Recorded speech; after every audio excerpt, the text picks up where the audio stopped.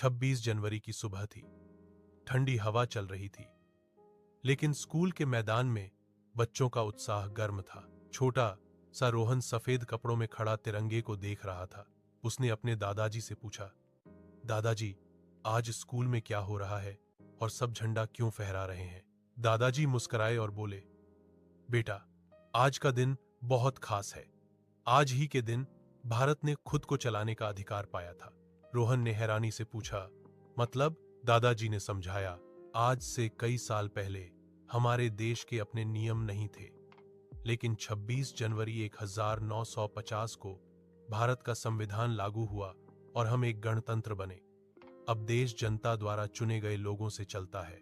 तभी तिरंगा फहराया गया और सबने मिलकर कहा, जय हिंद। रोहन ने गर्व से सीना तान लिया। उसे लगा जैसे वह भी इस देश की जिम्मेदारी का हिस्सा बन गया हो। जय हिंद।